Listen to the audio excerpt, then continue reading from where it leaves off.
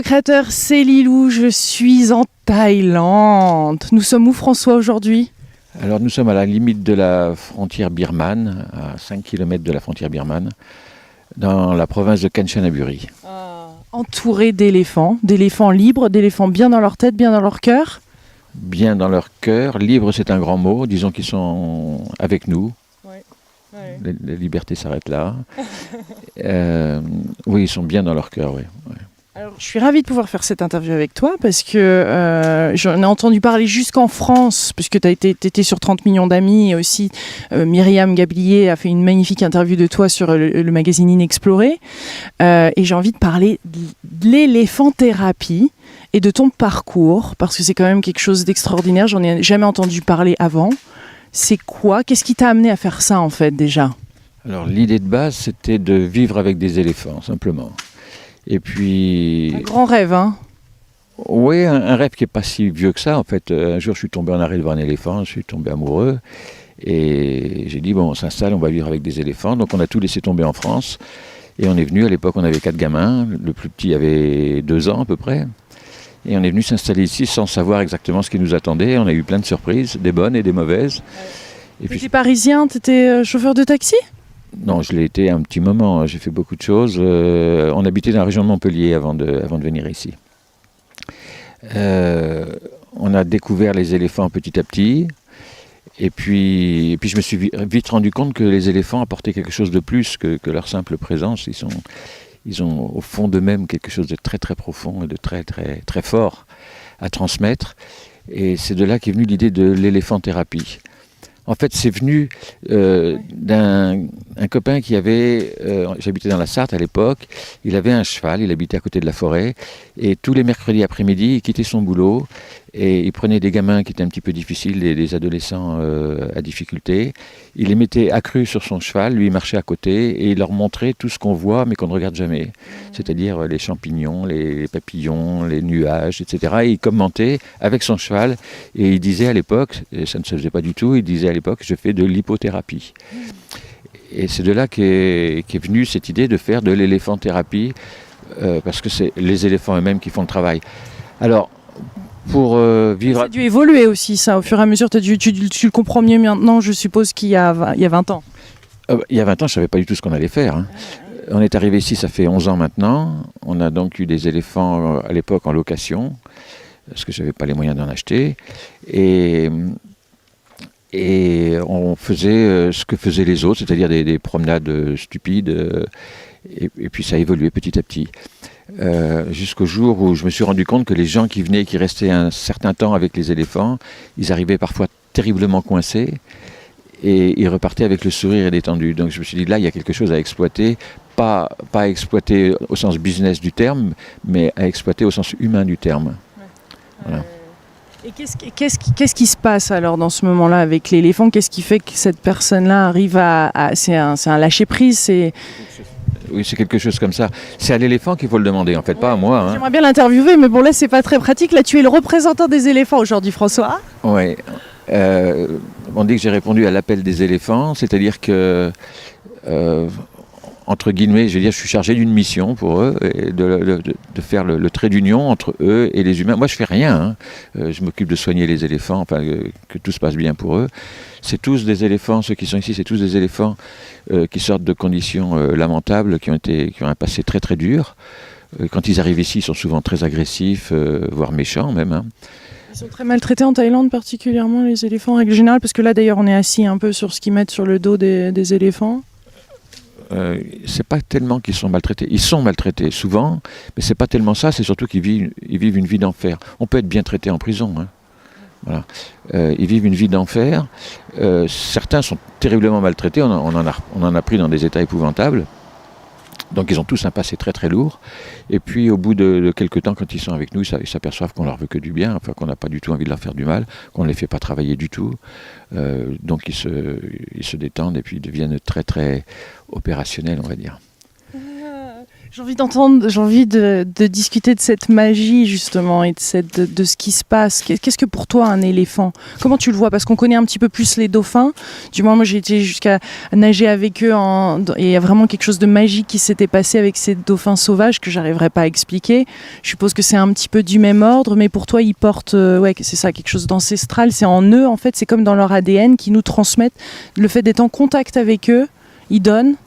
Généreusement. Il y a deux choses. Le terme magie, c'est le terme exact. Hein. Il y a deux choses. Il y a déjà l'animal en lui-même, qui est gigantesque, qui est très puissant, qui domine parfaitement sa force et sa puissance et qui fait tout avec souplesse, avec délicatesse. Donc déjà ça, c'est exceptionnel et ça provoque déjà une réaction. Et puis il y a au fond d'eux-mêmes quelque chose qui est difficile à expliquer. Je crois que c'est inexplicable même. Quelque chose au fond d'eux-mêmes qui nous transmettent et qui transmettent plus à certaines personnes qui sont très réceptives ou à certaines personnes qui en ont besoin.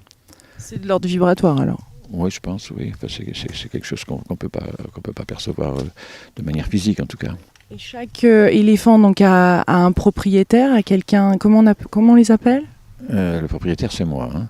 Les personnes qui sont avec, en fait. Chaque éléphant a un être humain qui s'occupe de lui à temps complet. Oui, oui, tout à fait. Un éléphant, un maout, ça s'appelle un maout ici. C'est une personne. Mais l'éléphant, il est très comparable au gros chien, on va dire, dans son comportement. Hein. C'est-à-dire qu'un chien, il a un maître. Même si c'est le papa et puis qu'il y a les enfants qui jouent aussi avec le chien, il respecte plus le papa que les enfants, souvent. Enfin, ça se passe un peu comme ça. Les éléphants, c'est pareil, ils ont un maout qui s'occupe de lui, qui le promène, qui lui donne à manger, qui lui donne à boire, qui le soigne quand il y a besoin, etc. Et il se crée au bout d'un certain temps une certaine complicité, enfin il y a une osmose même qui... voilà. Et ils répondent pas. Si ça vient pas du cœur, c'est ce que j'ai cru t'entendre dire tout à l'heure, ça vient pas du cœur, si la personne ne transmet pas, parce qu'on sent quand même une fermeté quand il communique avec, mais ça doit être vrai, sinon l'éléphant le sent. Hein. Oui, je disais ça pour les maouts débutants surtout. Quand on s'adresse à un éléphant, si on ne le fait pas avec le cœur, l'éléphant ne le reçoit pas. Ouais. Ça c'est net. Mais ceci dit, un bon maout... il y a deux sortes de maout. Il y a le maout brutal et puis le maout doux, je veux dire, ceux qu'on a ici. Ceux-là, ils font tout avec le cœur, c'est clair. Ça ne les empêche pas d'être très stricts pour empêcher que l'éléphant aille faire des bêtises, par exemple. Si on lui dit de s'arrêter, il faut qu'il s'arrête. Ouais. Mais ça se fait avec le cœur, oui. Oui, absolument, il faut que ça se fasse avec le cœur. Et ils aiment nager parce que j'ai vu ces magnifiques images de certains des personnes qui viennent ici, qui vont nager carrément avec l'éléphant, qui jouent avec. Ça pose aucun problème, je veux dire, ils sont gentils, on les approche assez facilement. Non. Ceux-ci sont gentils, ouais. Mais ils sont tous gentils en fait. Mais quand ils sont maltraités, ils en veulent à la race humaine, c'est normal. Hein. Les humains aussi, hein, ceux qui sont maltraités ou ceux qui sont en colère contre plein de choses, c'est vrai, ils sont vite, on peut même pas les approcher. Oui, c'est comparable. Ce que je voulais dire, au niveau de l'eau, les éléphants ont besoin d'aller dans l'eau parce qu'ils ne transpirent pas, donc ils ont besoin d'hydrater la peau. Hein. Et en plus, quand ils sont dans l'eau, ils ont 2 à 3 tonnes de marchandises à porter toute la journée. Et dans l'eau, ça les soulage, ça soulage les jambes, ça leur fait du bien. Alors en plus, comme ils sont très joueurs, c'est un grand plaisir d'être avec eux. Il faut le vivre pour le comprendre en fait. Ouais. Et là aussi, il y a quelque chose qui se passe. Oui, parce que... C'est la thérapie là aussi. Complètement, parce qu'il y a l'animal, il y a le personnage qui est un petit peu bouleversé parce qu'il vit quelque chose de peu ordinaire, et puis il y a l'eau qui vient lier tout ça. Hein. Donc ça, le bain, c'est quelque chose d'énorme, on va dire. Voilà. Il n'y a pas que l'éléphant qui est énorme.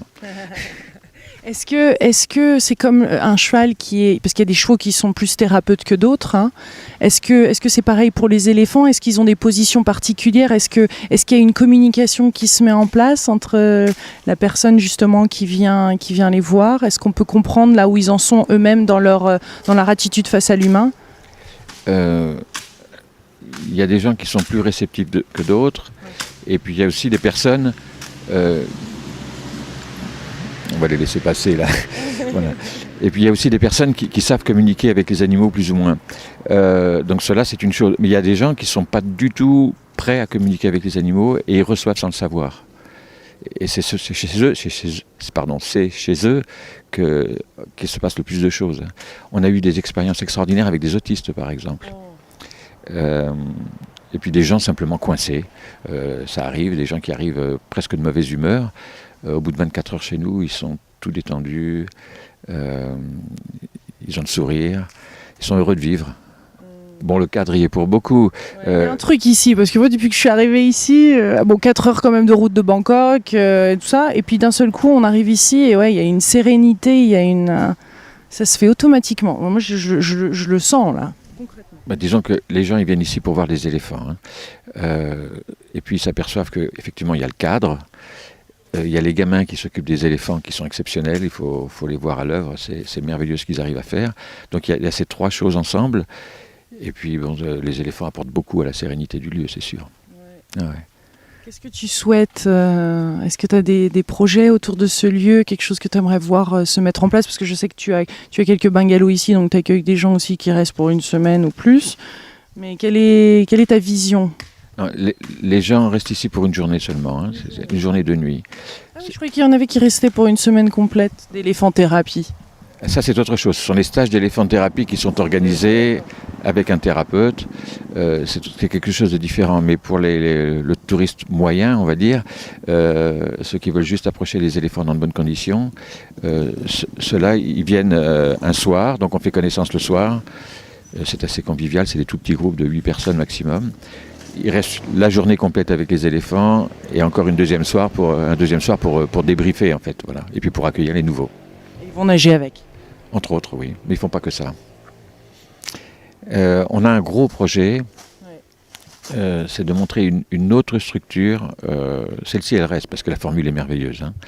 C'est de monter une autre structure pour les gens et pour les tours opérateurs qui refusent d'aller dans les camps où les éléphants sont maltraités, qui refusent de faire des tours de manège ridicules sur une nacelle comme celle-ci.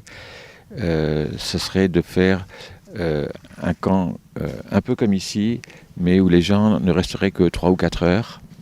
Donc il n'y aurait pas l'intensité de ce qu'on fait actuellement.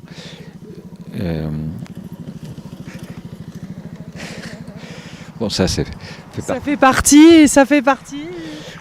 Voilà, c'est incontournable. Ouais. Donc dans cette autre structure, on accueillerait les gens juste l'après-midi, de 14h à 18h grosso modo, pour les mettre en contact avec des éléphants dans de bonnes conditions. Il ne serait pas nécessaire qu'ils montent dessus d'ailleurs, ils pourraient le faire, mais ça ne serait pas nécessaire. Mais avec une vision de l'éléphant autre que le tour de manège banal, quoi.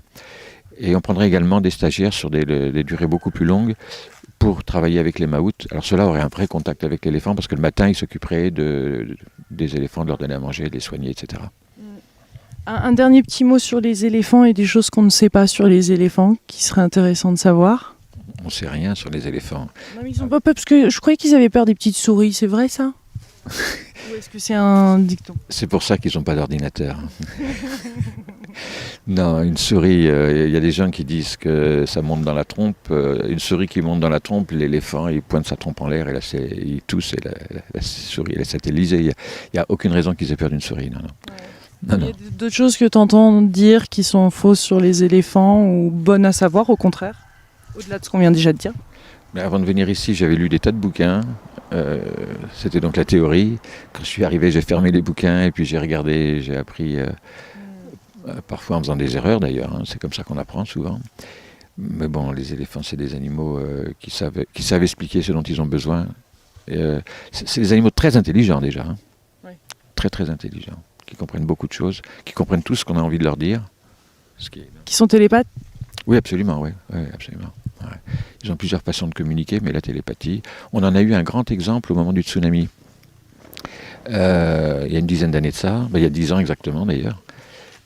Quand peu de temps avant le tsunami, il y a des éléphants qui ont cassé leur chaîne et qui sont montés dans les hauteurs aussitôt en courant. Ça, tout le monde a dit c'est parce qu'ils ont senti les vibrations dans le sol, etc. C'est faux. Ils auraient senti des vibrations dans le sol, ils n'avaient aucune raison d'aller en hauteur. Ils seraient partis dans la forêt, ils seraient partis je ne sais pas où, mais pas forcément en hauteur. Alors qu'ils sont tous partis en hauteur. Ça laisse supposer qu'ils avaient été prévenus en amont par quelqu'un qui avait vu qu'il fallait aller dans la hauteur. Quelqu'un ou un animal, un autre éléphant ou un chien, ou je ne sais pas. Enfin, ça, c'est pour moi la preuve de la télépathie. Ça doit faire bizarre de voir un éléphant partir ou décéder après s'en être occupé tant de temps. Je suppose que ça t'est arrivé ici.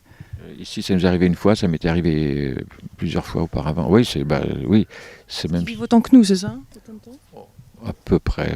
Ouais. Oui. Un éléphant de 60 ans, il commence à être fatigué. Il y a 80 ans, c'est un vieux.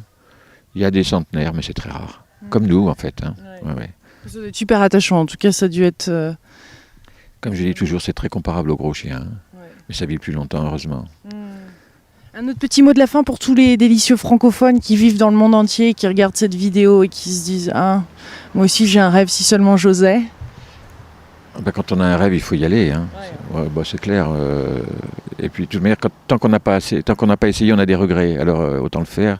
Se casser la figure, c'est pas grave. Au moins, on a essayé. Ouais, les rêves, il y a des gens qui rêvent toute leur vie, puis d'autres qui vivent leurs rêves. C'est un choix. Mais... Le vrai échec, c'est de rien faire, de pas y aller, justement. Ben oui, parce que c'est frustrant en plus. On se dit, j'aurais aimé être acteur de cinéma, puis j'ai rien fait. Voilà. C'était les éléphants, clairement. Là, en ce moment, c'est les éléphants, oui. J'ai eu d'autres rêves que j'ai réalisés avant. Ouais. Merci François. Au revoir. Au revoir. Plein de gros bisous à vous de la Thaïlande. On vous embrasse très fort et les éléphants vous envoient plein de bonnes vibrations. Ça, c'est sûr. C'est sûr. Au revoir.